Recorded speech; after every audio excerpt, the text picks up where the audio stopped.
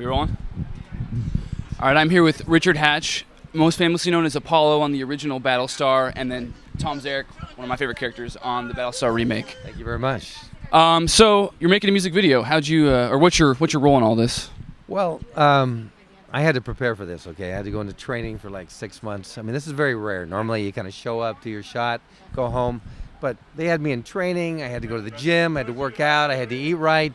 And then I came in here and I played probably the most challenging role I've ever done in my life. I got to play, okay? This is going to blow you away because you probably can't even visualize me playing this role. I got to play a bartender handing 2 drinks to 2 customers. And was that it? Very powerful shot. No, it was very emotional. No. Seriously, I had to step into this moment. I had to look at these 2 guys, this guy, this beautiful girl, give them a drink, and say, 2 lavas. That's the hardest line I ever had to say. I'm sure there was a whole lot of studying for it. Kicked ass. I nailed it. Did you create? Did you fracked it? Did you create like a name for the bartender? What's his backstory? Fill me in. No. This is a guy that's been in prison, for many years, for rape, for incest, probably an alcoholic. Self-medicates on just about anything he can find, and he kind of worked his way through, the abyss of life, and finally found a 14-step program, and slowly pulled himself out of the hole. Began to rebuild his life, became a park ranger, works with animals, which is probably the only thing that he's capable of working with, and kind of works a bar, part-time. And honestly, from the time he was a kid, he was into alcohol. So he is probably a master at mixing drinks. And probably, if he was honest with himself, it's really, his greatest skill is mixing drinks. And he gets off serving drinks. So instead of the incest and the rape, he now finds a way to channel his sexual drive through to making drinks. Well, what I've learned is self-medication. You never resolve it. You just shift it.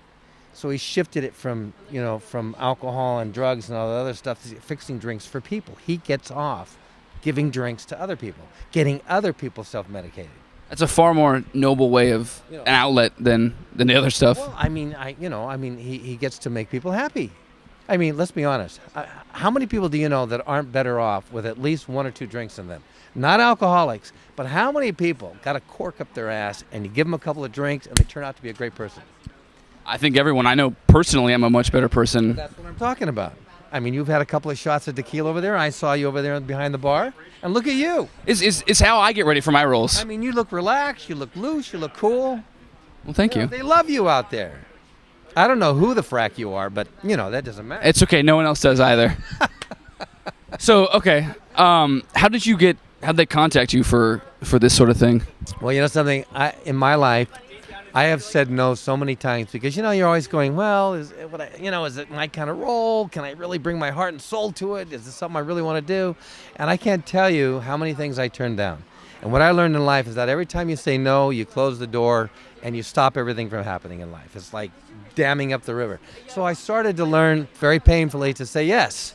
So yes opens the door. And I said, okay, what's going on? What are they doing? And my agent said, look, they're putting this little video together. It's a little fun thing, and there's not much to do because they were actually trying to get somebody else, Mark Hamill, to do a role. And my manager, Luke Skywalker. Exactly, who I actually knew before at that time. And I don't know if he is doing the shoot or not, but anyway, he said, look, what about Richard Hatch? And he said, would you be interested in doing something like this? And again, there's so many cool productions going on. The doors have been opened because of the internet, because of digital, because of all the new technology. You can do things for so much less money. It's unleashing the creativity out there, and people are getting a chance to really explore what they got to say. And I'm just finding out about YouTube and all the various ways YouTube is being used these days, and even monetizing things that they do up on YouTube. But I'm blown away. It's just opening the door for people who are not necessarily in Hollywood. Maybe they got a full-time job during the day, but they can go put together a production, go shoot it on the weekend, go throw something together, put it up there, develop an audience, and get to explore the creative side. So I think it's really, really cool. Yeah, it's like the weekend warriors of Hollywood. And who knows? I mean, you could throw something together and have millions of hits. And it could open the door to actually starting a whole other career, to creating a whole other revenue stream for yourself. And my God, the possibilities are endless. But I just think it's a time frame where it's no longer an executive in a boardroom necessarily making the decision what gets through the pipeline. Now some very, very gifted, talented people who probably never would have had a chance to show their stuff are getting a chance to put it out there and see what happens. And audiences are, if they find it and they love it, that's all that counts. It's opening the doors to so many more interesting things, because let's face it, so often the people that fight the hardest to get on top are not necessarily the most talented. Not there. Sometimes there are, but so often the ones who are most talented are the ones who sit back and sleep a lot. But I mean, usually they got a lot more challenges in the way. They're not as aggressive as going after, a career. And now, because of all of what's happening, I think it's easier for many of those people to step forward, because it's not such a big challenge to get through that studio door, that you can literally throw something together, get some friends together, come up with a creative idea, and grow from there. And God knows what could happen. I mean, anything could happen with this business. Awesome. So say we all. So say we all. Dude, thank you so much for interviewing. Thank you very much.